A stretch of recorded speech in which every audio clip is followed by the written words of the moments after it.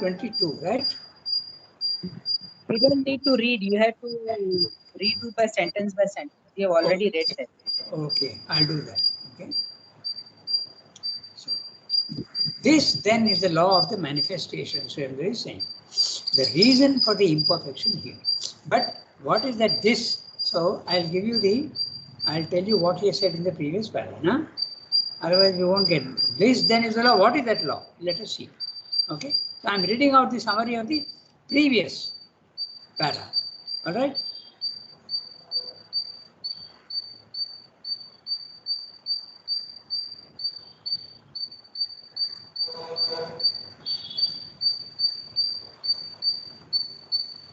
Just 1 second.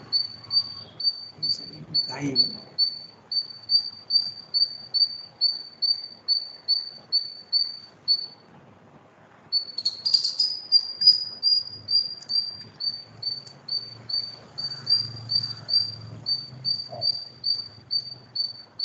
Okay. Although, so I am reading out what he said earlier. Okay. Although, 1 second. Although it is Ananda that is at the base of all creation, we must recognize also that what we call evil is real and true and not false. Like some people, they say that, oh, all that is unreal, but that's only at one particular level of consciousness. But it is at the lower level, it is absolutely a fact. You can't say that there is no grief, no pain, no death. How can you say that when you are here? When you go up, you see that first you see that it is unreal. Then as you keep going up, you will see that it's only a superficial. It is not unreal, but superficial. Okay? It's an appearance, like a shadow. So we must recognize also that what we call evil is real and true and not false. Grief, pain, suffering, error, falsehood, ignorance, weakness, wickedness, incapacity, non-doing of what should be done, wrongdoing, deviation of will and denial of will, egoism, limitation and division from others with whom we should be one, are together what we call evil. This is, I have quoted Sri Aurobindo here. Okay? All these things are what we call evil. They are not to be dismissed as false and untrue. These defects are not only real, but they also have their purpose and function. It is true that they are real only at the surface, but they are true at the surface. Their true significance, though not what we give to them in our ignorance, is revealed and understood by us when we go into the divine consciousness. Okay? That's what he said. Basically, that's what he said. Okay.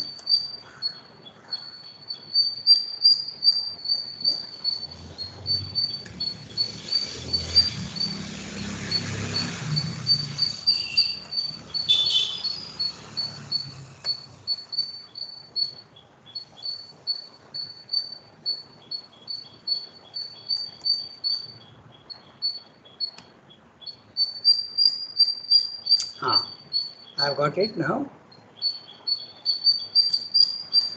I'll read the remaining part.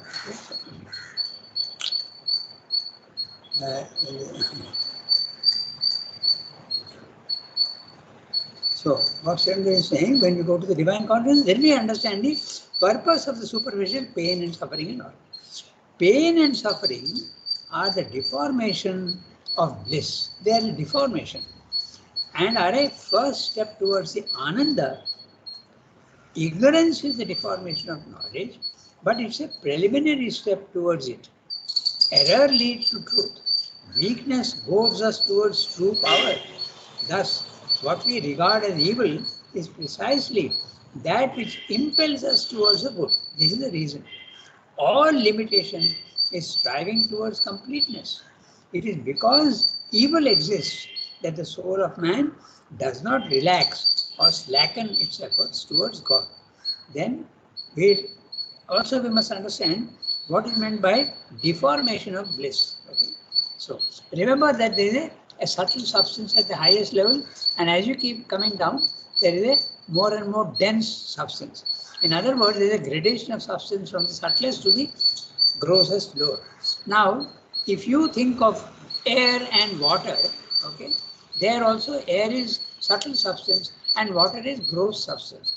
So what happens when you go from one to the other? If you put a stick in water, we have said this before, but this is why it is deformation. Okay? So if you put a stick in water, it appears to be bent.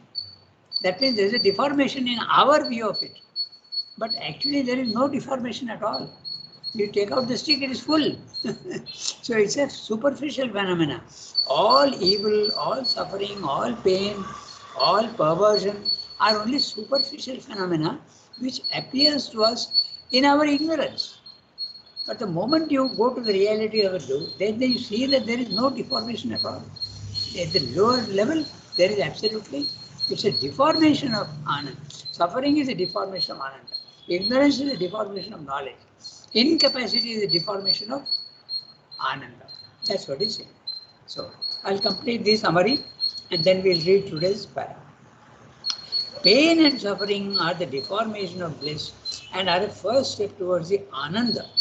Ignorance is the deformation of knowledge, but it is a preliminary step towards it. Error leads to truth. Weakness goads us towards true power. Thus, what we regard as evil is precisely that which impels us towards the good. All limitation is a striving towards completeness. It is because evil exists that the soul of man does not relax or slacken its effort towards God. We must note that personal deliverance is not sufficient. The great of soul always strive for the liberation of entire mankind. That's what Sri is saying. So now we can read. He has explained how suffering and pain are. So this then is the law of the manifestation. So manifestation is the formless becomes form. The subtle becomes gross. Okay. That which was there in the mind unmanifested becomes manifested when you use limited words. Then it becomes manifested. That's why necessarily there is a gradation of consciousness which allows the manifestation. So, true, it's a law of manifestation only, and even a law special to this movement in which we live. Note what he's saying, very interesting. He's saying that in the physical world, I mean, the condition that we are living, this is a fact. God has made this rule of manifestation here. It may not be like that in other places. Somewhere far away in the universe, it may not be like that at all. There may be other laws that operate. Why should we think that this is the only way that manifestation can operate? Okay? It's conceivable, absolutely conceivable, that the manifestation is there without any distortion. That also is possible. But he is saying that where we live, in our conditions, this is the fact. Okay? True, it's a law of manifestation only, and even a law special to this movement in which we live. And we may say that it need not have been if there were no movement of manifestation or not this movement. Maybe there's no movement at all. Maybe it is in other places there's no manifestation at all. Or if there is a manifestation, the law may be different. That's what he's saying. You can't limit the divine to only one way of manifestation. That's what he's saying. If there were no movement of manifestation, or not this movement, the one that we are used to. Okay? So, this is what he's saying. But the manifestation and the movement being given, the law is necessary. So at our place, this is the law and we have to accept it. Okay. It could have been elsewhere, somewhere else, but somewhere else it could have been different, but here it is like this. And what is that like this? Manifestation implies limitation of consciousness, limitation of power, limitation of Ananda, and they are superficial deformations. That's what he's saying. But the manifestation and movement being given, the law is necessary. Simply to say that the law and all its circumstances are an unreality. created by the mental consciousness, non-existent in God. That's what the Mayavadin says, that's what the Buddhist also says. But it's not enough, according to Sri Aurobindo. It's enough for them because they have escaped their problem. But Sri Aurobindo wants to change the physical world, so it's quite different.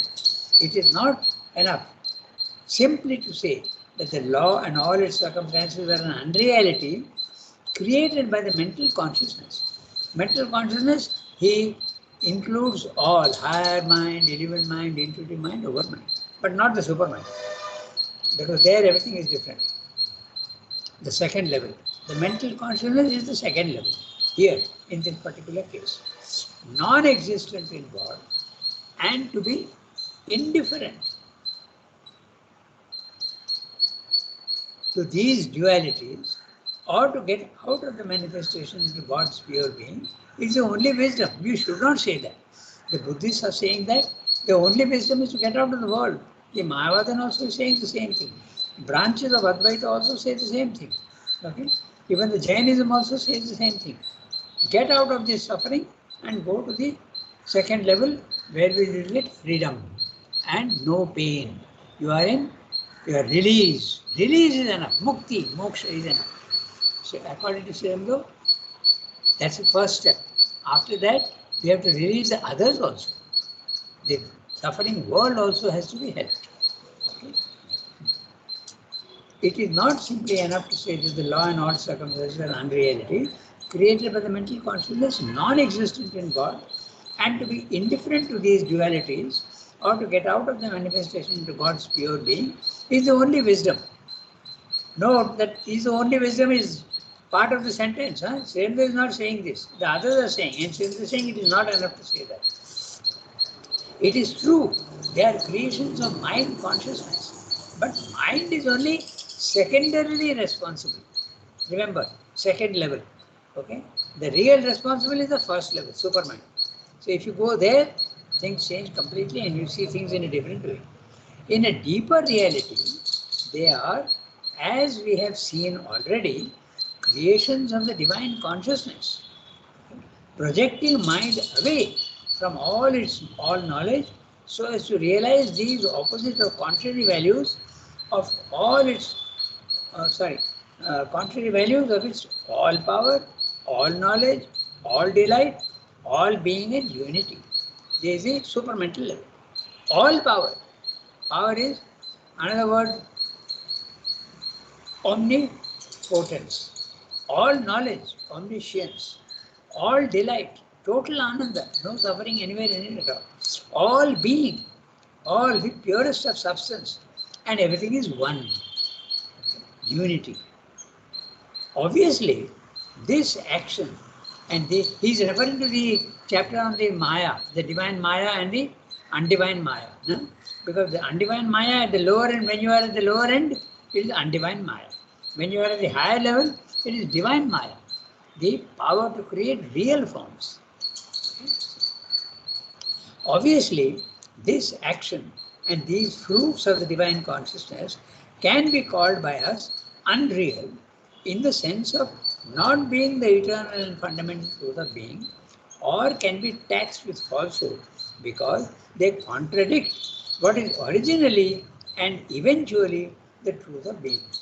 Now, this is the funny part, that all that the mind sees as false or real is relative. Okay, so you can say there is a certain truth in all these things, depending absolutely on which level you are. Okay, at the highest level, there is absolutely no falsehood, no ignorance, no suffering. You see that everything is there. But if you are at the lower level, you see that there is a distortion, and that distortion is the suffering and the pain and the ignorance. Okay? Can be called by us unreal in the sense of not being the eternal and fundamental truth of being, or can be taxed with falsehood because they contradict what is originally and eventually the truth of being. Eventually. If you go from level 1 to level 2, you will see the physical world is unreal. So it is false. Perfectly okay. But eventually, you go to the third level, the truth of being, then you see that There is really the falsehood and the pain that you are seeing is superficial phenomena, transient. Okay. But all the same, they have their persistence in our present phase of the manifestation. So, when you are in this lower level, they are facts. You can't deny them. Okay? Nor can they be a mere mistake of the divine consciousness without any meaning in the divine wisdom, without any purpose of the divine joy, power, and knowledge to justify their existence. Those who don't see the higher levels, they feel the suffering and all that is horrible. It's anti-divine. But no, it's not anti-divine. There is a purpose to that. And the purpose is to goad you towards the opposite. When you suffer, you want to have relief from pain. And so pain is the one that pushes you towards non-pain. Okay? That's what he's saying. When you are in ignorance and you see that you are not able to solve a problem, you want to have the capacity to solve all problems. So that's all. You see death and you imagine that there should be a condition where there is no death. So you want to try for immortality. That's what we're saying. So justification there must be, even if it reposes for us upon a mystery which may confront us, so long as we live in a surface experience as an insoluble riddle. So this last sentence very clear. There is a justification. The divine is justifying suffering and pain and ignorance. But that solution you will get only at the highest level. Your depends. When you enter kindergarten, you don't have knowledge. You get knowledge only at the end of your graduation. Okay? It's exactly the same in spiritual life also. When you are in the kindergarten stage, in fact, Srinivas uses the words, child soul, adolescent soul, and adult soul. So when you are an adult soul, you see that pain and suffering also has got a meaning. Although it is semi-real, but there is a meaning to it. And the meaning is that it is pushing you towards the opposite of pain, opposite of ignorance, opposite of suffering. Okay? That's what it is. So when you are in the physical world, it's an insoluble riddle. This is what Sridhar is saying. And everybody, this question comes up. When the divine has got everything that he wants at the highest level, why the hell does he plunge himself into ignorance and pain and suffering? So very strictly speaking, this problem cannot be solved at the mental level. But it can be solved when you go up to other levels. And this is true of all things. There are so many things in the physical world that we can't explain. It's not possible to explain because we are in the plane of dualities. There are so many truths that are there like that. When you go to the higher levels, the solutions start coming slowly. I'll just mention 2 or 3 things which can be solved in that way. Number 1, is the individual more important or is the collectivity more important? According to that, you have the capitalist systems and the communist systems, the social systems and the individual systems. Okay, so that cannot be solved unless you go to the highest level. Both have got a certain amount of truth in them, but it cannot be solved. The other very, very interesting question which mankind is now dealing with is euthanasia. Can you mercy killing, is it possible or not? But at our level, it's impossible to make out because you don't know what the soul wants. But mother, being at a higher level of consciousness, she knows what the soul wants and she is at the spiritual level. So at the spiritual level, the problem is solved very easily by looking at the soul's intention.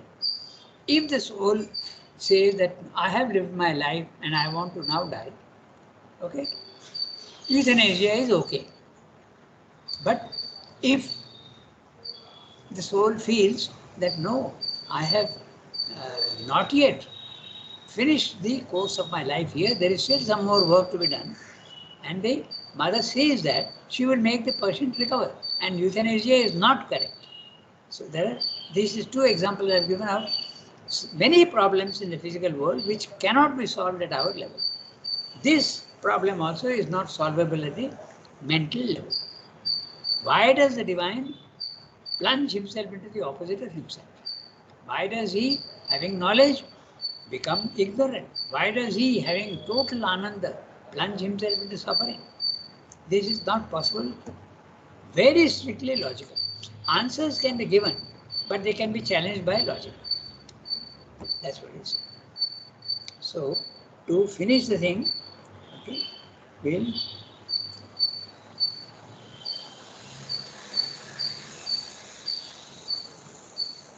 I'll summarize what he's saying here for you. Okay.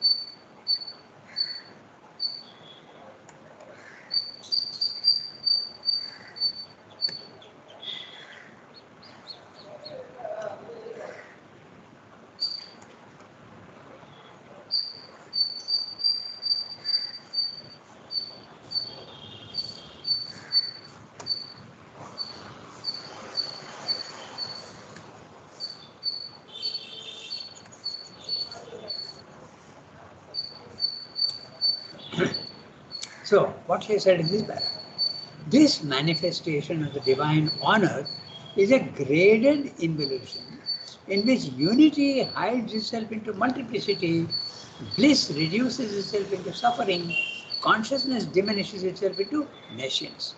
This is the law of the manifestation. Manifestation implies forms. Forms imply limitations. Limitations necessarily imply undivine forms. This is the law of the manifestation. Perhaps there could have been other forms of manifestation, but here on our earth, this is the manifestation and the law thereof. Can we say that the dualities of the world are unreal and man should learn to ignore them by becoming indifferent to them? This is only partially true. We may,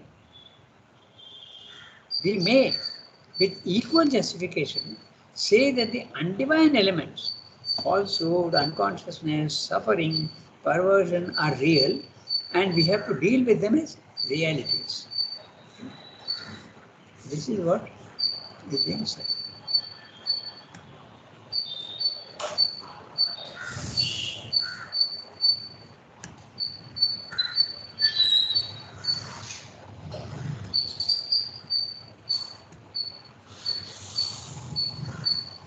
Okay, so now we can go to the next paragraph.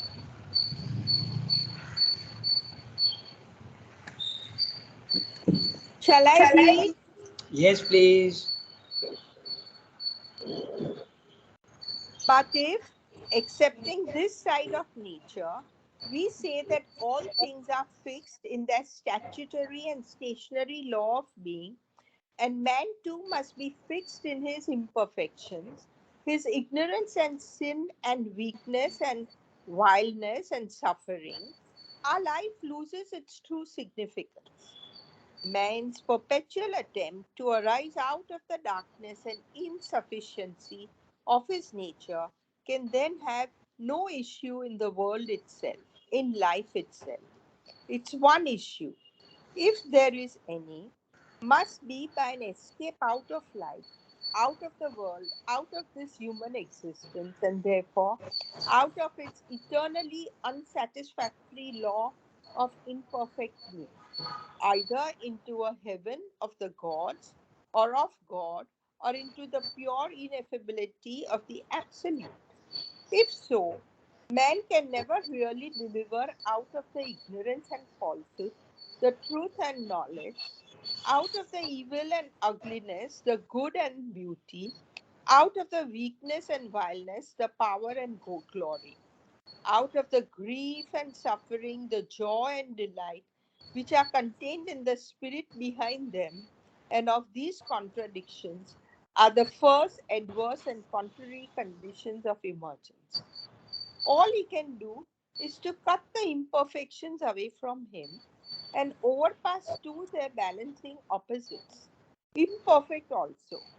Leave with, leave with the ignorance the human knowledge, with the evil the good, with the evil the human good, with the weakness the human strength and power, with the strife and suffering, the human love and joy, for these are in our present nature inseparably entwined together, look like conjoined dualities, negative pole and positive pole of the same unreality, and since they cannot be elevated and transformed, they must be both abandoned. Humanity cannot be fulfilled in divinity. It must cease, be left behind and rejected, when the result will be an individual enjoyment of the absolute divine nature or of the divine presence or a nirvana in the featureless absolute, is a point on which religions and philosophies differ, but in either case, human existence on earth must be taken as condemned to eternal imperfection by the very law of its being. It is perpetually and unchangeably an undivine manifestation in the divine existence. The soul, by taking on manhood, perhaps by the very fact of birth itself, has fallen from the divine, has committed an original sin or error, which it must be man's spiritual aim, as soon as he is enlightened thoroughly, to cancel, unflinchingly to eliminate. This whole para is not Srinivas philosophy. Okay, you must be very careful. This is what he's saying, that the others consider that. So, if the suffering and pain is real to you, this is what you will conclude. That's what he's saying. So, let's look at the what he's saying from the beginning. Okay, but if accepting this side of nature, which side? The dark side. Okay, we accept it as permanent. Okay, so this is what we have to say. He has just now described to you that we need not accept this suffering as permanent. We can think of it as also a temporary phase. But now he is discussing in this para. Suppose you accept it as permanent, what happens? What are the conclusions you will come to? You will end up like a Buddhist or a Mahavadin, okay? Or someone who considers that liberation is enough. Level 2 is enough. Okay. So, remember the whole para only Swami is describing what the others are saying. He doesn't agree with this. But if accepting this side of nature, the ignorant side of nature, this pain and suffering of nature, the ignorance of nature, if we accept this, what happens? We say means those who accept it, they say, we say that all things are fixed in their statutory and stationary law of being. Note the word stationary. There is no, it's a permanent. It is stationary. It doesn't change. The laws can't change. But the laws change. When you go from one level to another level, the laws change. But here, if you think that this is a permanent field of suffering and pain, the law is stationary, it is permanent. The word statutory also, we have to see, relating to statute, laws. That's what it means. Okay, so are related to laws, and laws means they are permanently, there is a process, and that law is a process, and it is stationary.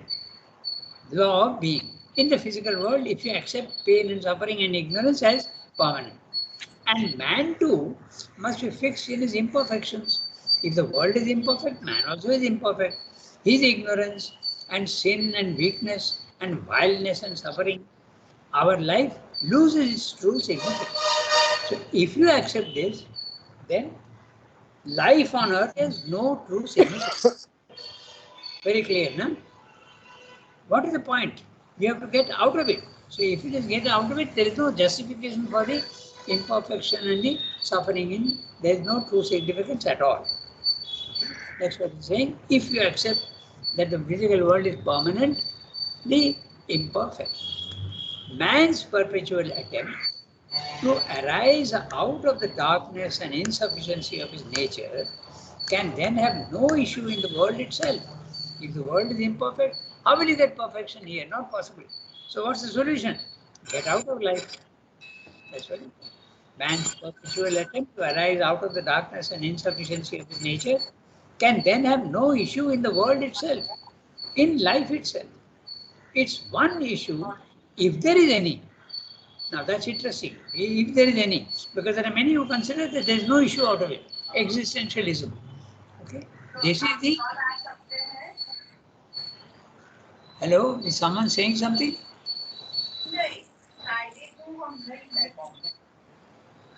Achha, okay, so I heard a very painful. Pardon? Yasmin, you are saying something? I can't hear you clearly. Okay, maybe you are talking to somebody else. Okay, so this is what Shankar is saying. So our life loses truth. If you think that the physical world is permanently imperfect and there is pain and suffering, then life has no meaning. According to Shankar, obviously no meaning, because you have to escape from it. Man's perpetual attempt to arise out of the darkness and insufficiency of his nature can then have no issue in the world itself, in life itself. It's one issue. Issue means coming out. Okay? Issue in this sense. Issue also can mean a certain matter, but here he is saying coming out of something is issue. It issues out of this. Okay? In that sense, he is using the word. It's one issue, one escape, if there is any. Now, if there is any, he is talking of there are many who think that there is no escape at all from it. You are fixed in that. Existentialism. And those who are the scientists, the materialists. Okay, that's why Sridhar is adding this. See how he uses these words to explain the various theories. Just by these 3-4 words, he has added also the materialistic non-solution. Materialist has no solution at all, but it's a non-solution. He is adding that also. Must be by an escape out of life, out of the world, out of his human existence, and therefore out of its eternally unsatisfactory law of imperfect being. Note the word eternally unsatisfactory. There can be no satisfaction at all because it is eternally imperfect. Okay? Either into a heaven of the gods or of God, or into the pure ineffability of the absolute. Now here also the escape can have 3 possibilities. Look at that, it's very interesting. Okay, how Sri Aurobindo includes so many different categories in one sentence. So if the world is permanently unreal, number 1, you have to escape from it. It has no significance. Can the escape be of different qualities? Yes. So what are those things? You can escape into the heaven of the gods. Okay. You can go to level 2. Okay. And the heaven of the gods is the overmind. Okay. So you can go there. In fact, our scriptures are full of descriptions of gods and Gandharvas and Kinnaras and Apsaras. And they are all true. Huh? So you can go there. Okay. That's one solution. Or of God. You can experience personally the divine aspect, the divine personal aspect of the divine. That also is another solution. Okay? Or into the pure ineffability of the absolute. That's a third solution. Like the Buddhists. Okay? Go into the absolute non-existence, the nirvana. So he's giving you also, he's describing to you 3 types of escapes. Okay? The first escape, go into the heaven. Normally when you speak of heaven, when you go into heaven, it's the second level, okay? Which includes the overmind. Okay? The overmind means the gods are there. So that's the first. You go into the second level. You are free. When you are there, you are absolutely free from pain and suffering. And you are very happy. You can live there forever. Or you can go also into the absolute non-existence. You can go, even your, not only your ego, but even your individuality will disappear. Okay? That's what he's saying. Or you can experience the divine through love and devotion, or of God, because when you're using God, it is personal aspect. And in that, you'll be so contented that you don't want anything else. Okay? Only the emotional aspect, release into the emotional aspect, the Bhakti Yoga path. Okay? Into the pure ineffability of the absolute, the Buddhistic path, the Jnana Yoga path, into the impersonal aspect of the divine. And there also you have peace, sense of infinity, release, freedom. So you're very happy. So escape also can be of so many types.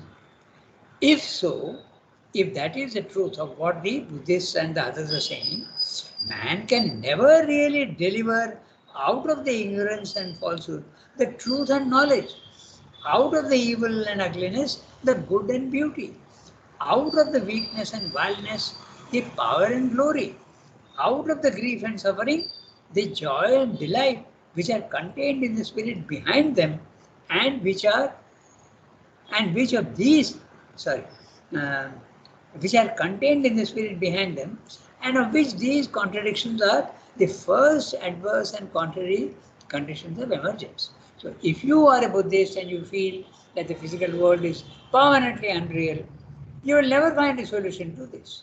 But if you are really not a Buddhist or a Mayavadin, okay, it is possible for you to see that behind the suffering there is a divine presence in the background, okay, and then you can access that. But the others who don't believe that will never be able to get to that ananda behind the suffering. That's what Sri saying. They can never get to the knowledge behind the ignorance. Okay? That's what he's saying. They can never get beauty and good out of the ugliness in the physical world. But if you have the other view, not the view that the physical world is permanently imperfect, then you can access the other things. It is possible to change the suffering into ananda. It is possible to change the ignorance into knowledge. It is possible to suffer get the truth out of falsehood. If so, man can. Excuse me. Yeah, tell me. You know, these Buddhists and Advaitians and Mayavadis who Yeah. have attained nirvana, Yes. but they mustn't have been open to their psychic being. It can be both. Even if they are open to the psychic being does not necessarily say, give you the idea of transformation, not necessarily. If you have the psychic being, it doesn't mean that you will follow the Sri Aurobindo path. There are so many saints in India who have had an opening of the psychic and who are in the devotional aspect. Take the best possible case, take Ramakrishna. Did he ever speak of the change of consciousness in the physical world? Never. Okay. So the psychic being you can have, and you can also have the self. But that does not necessarily mean that you will follow Sri Aurobindo path. Okay. Yeah, but those who have attained nirvana, they attain nirvana without opening to the psychic being also. That is also possible. That also is possible. But it is also possible for you to first experience the psychic being, and then the psychic being joins with the self, which is the nirvana. But at that time you won't call it nirvana, you will call it the cosmic consciousness. If the psychic is there, you cannot have an impersonal aspect. Why? Because the psychic gives you devotion and intimacy with the divine. And if there is intimacy with the divine, you don't reject the physical world. Okay? So that is there are possibilities. The possibility that Yasmin is mentioning is someone who has experienced only the nirvana without the psychic being. But even if you have the psychic being, you may not want to change the physical world. You may feel the divine is there in the physical world, and that is enough for you. But Sri Aurobindo is not saying that even that is not enough. You must help the physical world to go to the next level. See, there are so many levels. Okay, it's interesting. But you have raised an interesting question, Yasmin.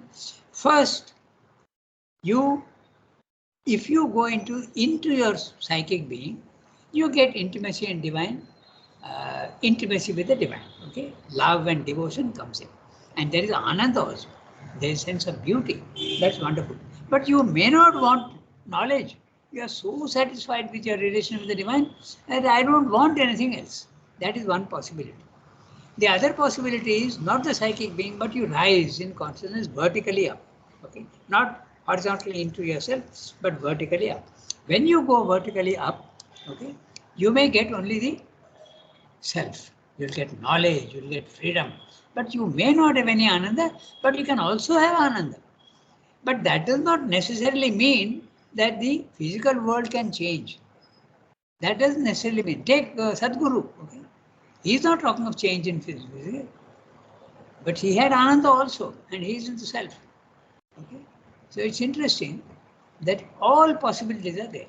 So what Sri Aurobindo is saying is, by all means, get the psychic being as well as the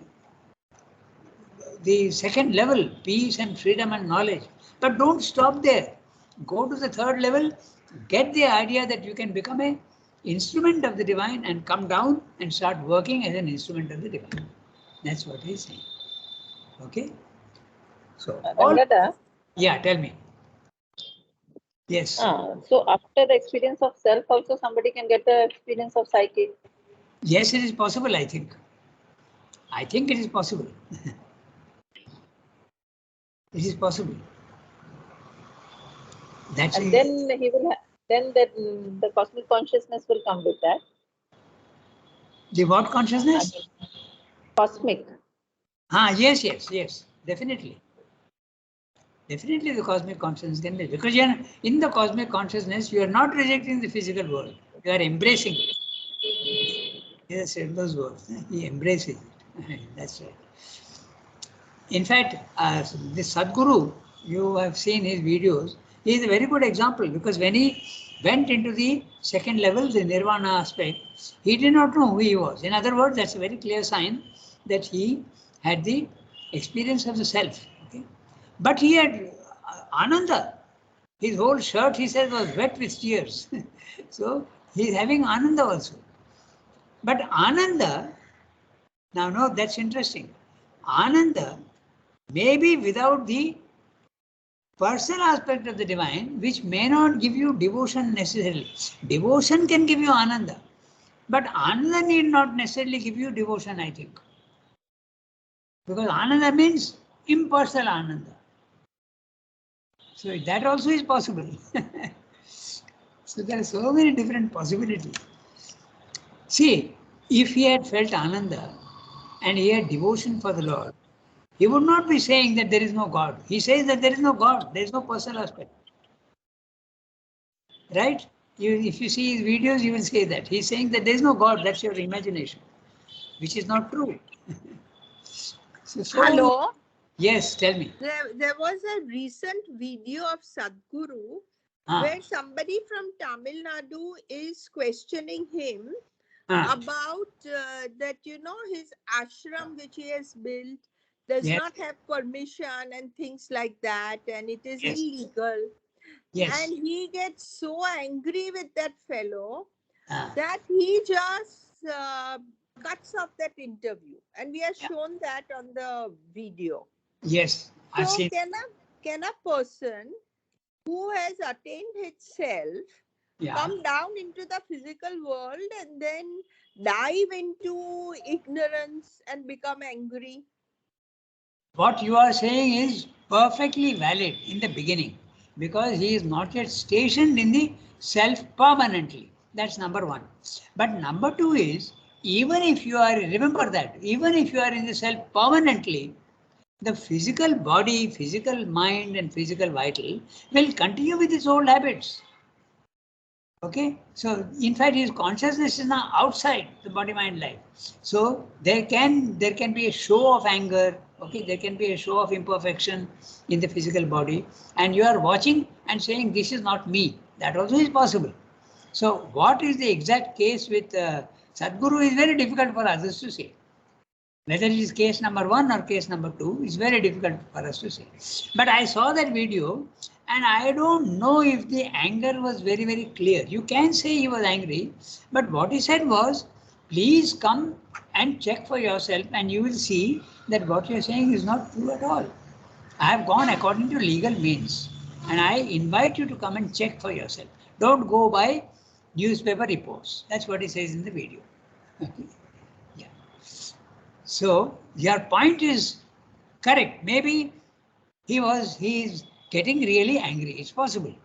And even if you are permanently in the self, this is possible. I refer you back to Sri Aurobindo's sonnet, The Self. If you read that, you will see. Okay? You remember that self, the sonnet? Someone is saying, I am free. I am Yes, absolutely. exactly. Yeah, I am free. And then he starts cursing when the dinner is not ready. The food. So that is also possible. So when Sri Aurobindo asks him, but how? He says, that is how it is. I am free.